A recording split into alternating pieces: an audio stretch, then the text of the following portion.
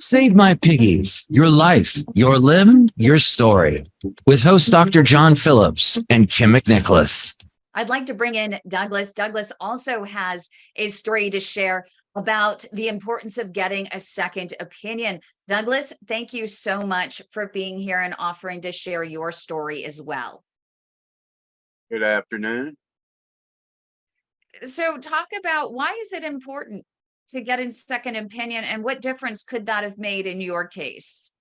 Well, listening to the stories today, I just think about one thing. I have an aorta bifemoral bypass. I have an axial bifemoral bypass. Both of them have failed. And I remember sitting in a chair in Houma, Louisiana, after I met y'all, that I was able to get to Dr. Walker in Louisiana. And listening to the stories today, I remember him walking in and saying, Mr. Salisbury, if you had seen me 2 years ago, you would not have had all these procedures you've had done now, because we know how to get through what we could have fixed the first time. And it was only after that I met him, after meeting you in the way to my heart, that I remember driving home from Houma, Louisiana that time thinking, I wish I had known this 2.5 years ago. So it's that is that important. And that's why I think today the part about education for us as patients is so important. Is that we become educated on our on P.A.D. in everything we need to know about it, so that when we sit, like Steve said, when I asked my PC the second time, he said, just do what they tell you to do. And it was like, oh, well, okay. So I had an aorta bifemoral bypass, because, they're the doctors, they got the coats on and they know what they're doing, right? And until I got educated, which y'all helped me get educated, it made a big difference in where I'm at now. And I think that brings back that whole point about us as patients needing to become educated on our care and really becoming engaged in the best advocates for ourselves, like Michelle did. Like every story you heard this morning, how they became educated and they actually said, no, wait a minute, time out. We're not going here. Time out. We're not doing this. Time out. Because what about this? What about this? And don't you wonder, I have a doctor standing. So I was in the hospital a couple months ago. A doctor walked in and said, you know what? I never heard of your condition. And my first thought was, well, you need to turn around and walk right back out the door then, because it's like, how can you stand here and say that and you've never heard of myectomy when it's a big deal? And to say, actually to be able to hear him say, I had to look it up this morning. Well, you want to touch me now? No, I don't think so.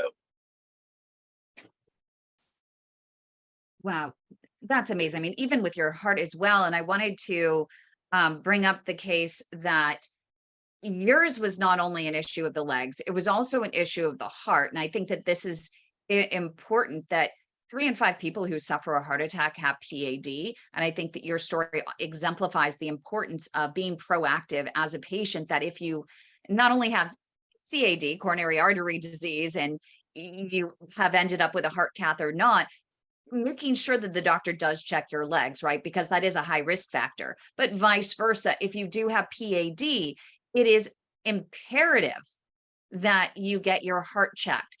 But no one checked your heart until it had already progressed to a point where you needed to get in and be sent through the emergency room and have an immediate procedure. I was having a procedure done in Houston, Texas, and I was on the table, gowned up, everything, and the doctor looked at me and he goes, how are you feeling? I said, I don't feel good right now. And they put all the leads on me and everything and checked my heart. And he goes, you're having a stroke. You're out of here. So I went straight to Methodist. And I remember I went to Methodist in Houston, and in 10 minutes, this doctor walked into the room. He goes, we're going straight to surgery.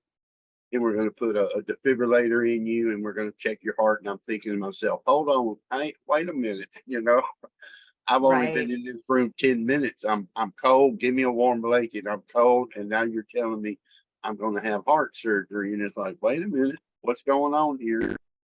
And that's when, through that process, is when I found out I had apical hydrotropic cardiomyopathy. And that's 3 years after dealing with all these other surgeries that I found this out. And next thing I know, I'm having open heart surgery in the hospital over a month, and my defibrillator went off 3 times while I was in the hospital.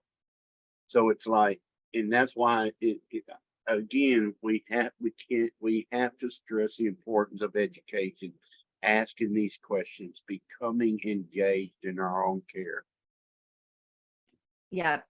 And being very proactive and encouraging doctors to be more proactive, whether it's a primary care physician, whether it's a podiatrist, whether it's a vascular specialist or a cardiologist, to be proactive with people who either have CAD or have PAD, to take a holistic approach to the care of these individuals, because we have a human superhighway that's all connected. And if you have plaque buildup in one area, it is likely occurring in other areas. If you have a vascular issue in one area, likely in other areas as well. So improve education, take a holistic approach, and make sure, especially for patients, seek a second opinion.